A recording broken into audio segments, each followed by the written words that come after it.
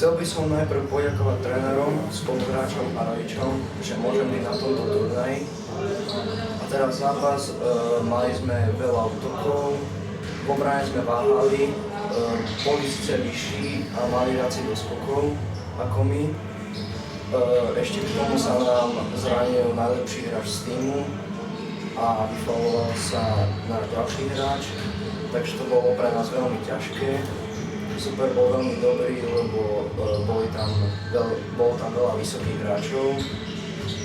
Zápas dopadol tak, jak dopadol a dúfam, že sa z toho poučíme.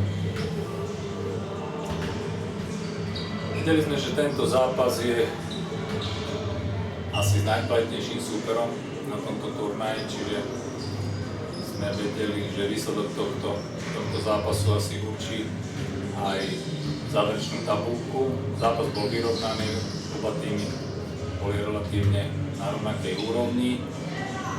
V druhom polčase sme odskočili superovi, všetko sa vyvíjalo v náš prospech, zmenili sme trošku obranu, zahostili sme šesku, mali sme navrch,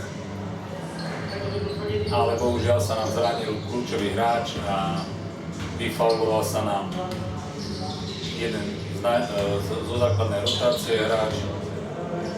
Neboli sme si vedomi toho, že by mal 5 faulov, ale musíme si to pozrieť na videu, ako to celé bolo. A oslabený od dvoch hráčov na super už kvázi. Ešte sme sa chvíľku držali, robili sme dobré veci, ale už potom sme neboli schopní konkurovať a myslím si, že výhra zaslúžila. Takže z začátku velké poděkování soupeři za zápas. Z začátku zápas byl takový divoký. Vůbec jsme se do toho nemohli dostat a měli jsme brzo velký problém s faulama.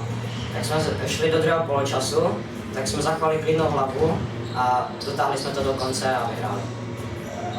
Tak jak říkal Jony, děkujeme moc soupeři, byl to opravdu výborný zápas.